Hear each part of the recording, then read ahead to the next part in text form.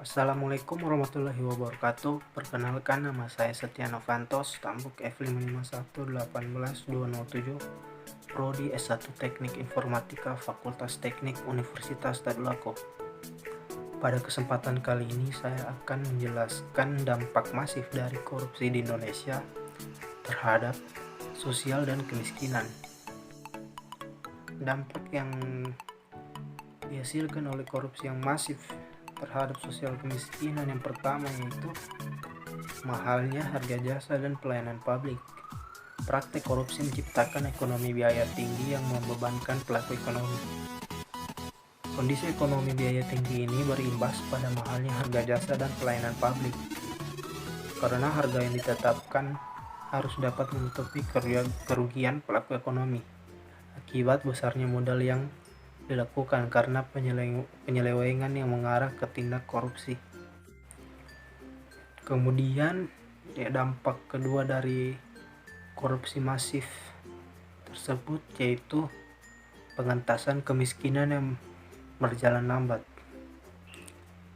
Lemahnya koordinasi dan pendanaan dan lembaga. Karena korupsi, permasalahan kemiskinan itu sendiri akhirnya akan membuat masyarakat sulit mendapatkan akses ke lapangan kerja yang disebabkan latar belakang pendidikan, sedangkan untuk membuat pekerjaan sendiri banyak terkendala oleh kemampuan masalah teknis dan pendanaan. Ya, saya akan melanjutkan materi dari teman saya Setia.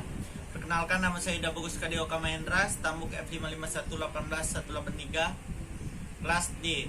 Di sini saya akan melanjutkan tentang meningkatnya angka kriminalitas. Menurut Transparansi Internasional, korupsi dan kualitas serta kuantitas kejahatan sangatlah berkaitan, di mana rasio ketika korupsi meningkat, angka kejahatan yang terjadi juga meningkat.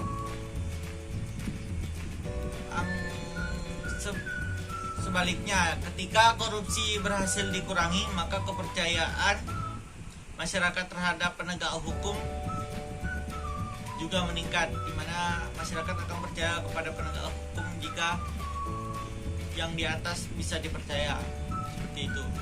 Kemudian yang kedua adalah solidaritas sosial yang semakin luas. Masyarakat merasa tidak mempunyai pegangan yang jelas untuk menjalankan kehidupan sehari-hari. Ketidakjelasan masa depan serta himpitan hidup yang semakin kuat membuat sifat kebersamaan dan gotong royong yang selama ini dilakukan menjadi langka. Di mana dulu terdapat gotong royong, dan untuk saat ini gotong royong yang berada di desa itu sudah tidak ada. Dari hal-hal kecil saja sudah langka dilakukan.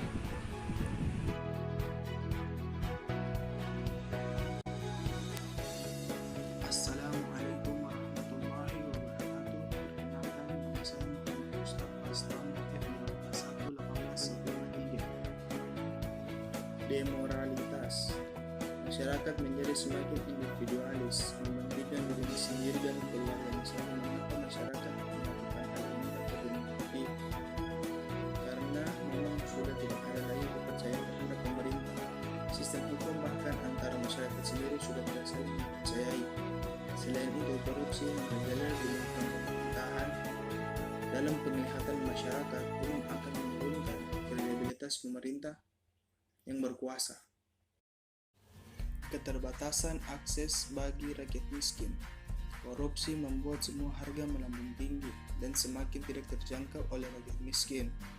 Kondisi ini mengakibatkan rakyat miskin semakin tidak bisa mendapatkan berbagai macam akses dalam kehidupan karena mereka lebih mendahulukan pendapatan bahan pokok untuk hidup daripada untuk sekolah, yang semakin menyulitkan karena mengalami kebodohan jasa, pendidikan, kesehatan, belum lagi informasi, hukum, dan sebagainya sulit diakses oleh rakyat miskin.